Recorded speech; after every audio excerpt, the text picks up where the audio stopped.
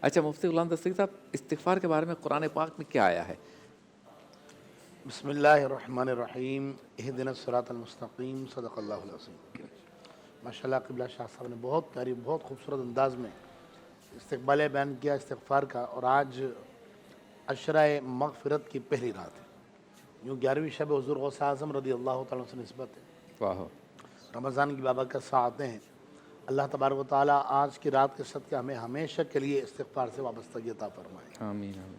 قرآن مجید فرقان حمید اللہ رب العالمین نے استغفار پہ جا بجا فرمایا کہ توبہ کرو، استغفار کرو، اللہ کی بارگاہ میں جھک جاؤ ہیں۔ قرآن مجید فرقان حمید میں دیکھیں استغفار کا ایک ذریعہ شکر بھی ہے کہ اللہ کا شکر بجا لانا۔ دیکھیں انسان مطلب عام طور پہ ہوتا ہے نا، بندہ اپنی اولاد کو بولتا ہے، کہتا ہے بھائی تم یہ کام کر لو، کیا ضرورت ہے میں تمہیں ڈانٹوں؟ بولتا ہے نا، بندہ بول دیتا ہے، اپنے شاگردوں کو بولتا ہے کیوں سختی کروں میں، کیا مجھے کیا ملے گا سختی کر کے؟ اب اللہ رب العالمین نے فرمایا ما یفعل اللہ بعذابکم، اللہ تمہیں عذاب دے کے کیا کرے گا؟ ان شکرتم وآمنتم، اگر تم شکر ادا کرو، اللہ کے ضرور جھک جاؤ، ایمان لے آؤ، وکان اللہ شاکرا علیما، اور اللہ بڑا قدردان ہے، سب کچھ جانتا ہے۔ امام حسن مجتبی رضی اللہ تعالیٰ عنہ کا دربار میں یہ چونکہ قرآن سے ریلیٹڈ آپ نے پوچھا ہے تو اس واقعے سے میں آغاز کرتا ہوں کہ امام حسن مجتبی رضی اللہ تعالیٰ عنہ کے دربار اقدس میں ایک سائل تھا، وہ بے اولاد تھا، غریب تھا، اور وہ نوکر ہوتا ہے جس نے نوکری کیا کرتا تھا، آپ کے خادموں میں شامل تھا۔ تو جناب امیر معاویہ رضی اللہ تعالیٰ نے دیکھا کہ اس کے ہاں اللہ نے اولاد بھی دی، اس کو 7 بیٹے عطا فرمائے اور مال بھی وسعت بھی عطا فرمائی۔ کیا بات! تو جناب امیر معاویہ رضی اللہ تعالیٰ نے پوچھا اس سے کہ تم نے یہ کیا عمل ایسا کیا؟ اس نے کہا میں نے سیدنا امام حسن سے پوچھا تھا تو انہوں نے کہا تم استغفار پڑھا کرو، واہ، تو میں نے استغفار کیا، انہوں نے کہا روزانہ 100 مرتبہ پڑھا کرو، تو میں بڑھاتے بڑھاتے اس کو 700 تک لے گیا، تو اللہ تعالیٰ نے مجھے 7 بیٹے عطا فرمایا اور کثیر مال عطا فرمایا۔ کیا بات!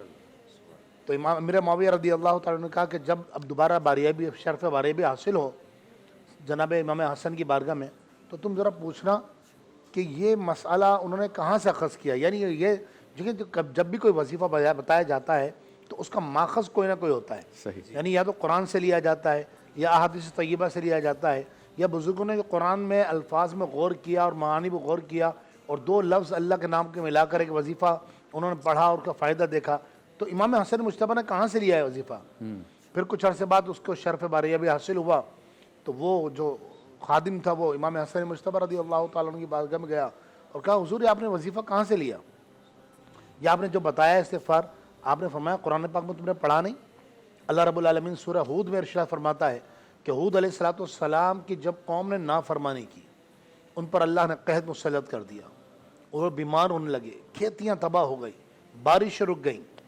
تو جب وہ قوم دوبارہ آئے اور کہا جی آپ اللہ سے دعا کیجیے، آپ اللہ کے نبی ہیں کہ اللہ تبارک و تعالیٰ کھیتی دوبارہ عطا فرمائے، بارش عطا ہو، تو اللہ کی طرف سے یقیناً ہود علیہ السلام کو اللہ کی طرف سے حکم ہوا ہوگا، اور آپ نے اپنی قوم سے فرمایا وَيَا قَوْمِ اسْتَغْفِرُوا رَبَّكُمْ إِنَّهُ كَانَ غَفَّارًا۔ اب دیکھیں یہاں بخشش کا ذکر ہے اور استغفار کا ذکر ہے۔ اللہ نے فرمایا اے میری قوم، حضرت ہود علیہ السلام نے فرمایا اے میری قوم، اللہ کا حکم یہ ہے استغفروا ربکم، اللہ کے حضور استغفار کرو، بخشش طلب کرو، انہو کان غفارا، غفارا اس میں مبالغہ کا صیغہ ہے، بے شک وہ بہت بخشنے والا ہے۔ واہ واہ، جب وہ تم استغفار کرو تو کیا ہوگا؟ فرمایا یرسل السماء علیکم مدرارا، کیا بات! بارش تم پر موسلا دھار نازل ہوگی۔ سبحان اللہ! اچھا اب آج دیکھیں، آج بارشیں رک لی گئی ہیں، حدیث پاک میں فرمایا جب گناہ بڑھ جائیں گے بارش رک جائے گی۔ آج بارشیں نہیں آتی، طوفان آتے ہیں، روڈ ڈوب جاتے ہیں،